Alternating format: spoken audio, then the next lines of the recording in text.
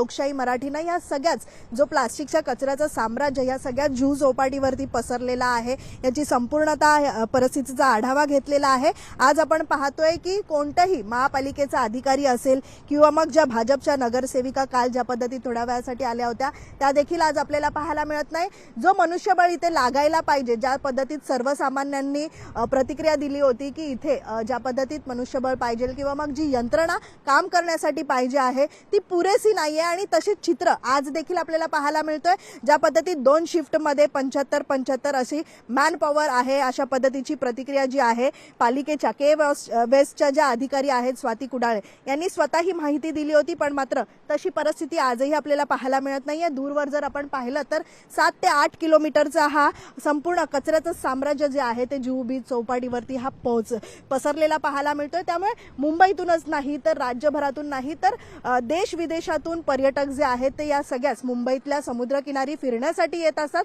पण मात्र सध्या आपण जर पाहिलं तर मुंबईच्या समुद्रकिनाऱ्याची काय अवस्था झालेली आहे हे प्रत्यक्षात याचा आढावा लोकशाही मराठी म्हणून आम्ही घेत आहोत। मात्र काल परवामध्ये जी परिस्थिती होती तशीच परिस्थिती जी आहे ती आज देखील आम्हाला पाहायला मिळते। त्यामुळे पालिका प्रशासन या सगळ्याची कधी दखल घेणार, कधी या सगळ्यावरती कारवाई होणार याकडे आमची करडी नजर असणार आहे। व्हिडिओ जर्नलिस्ट अनिकेत गज्जासह मीनाक्षी म्हात्रे, लोकशाही मराठी, मुंबई। लोकशाही मराठी ऐका, पहा, जागरूक रहा।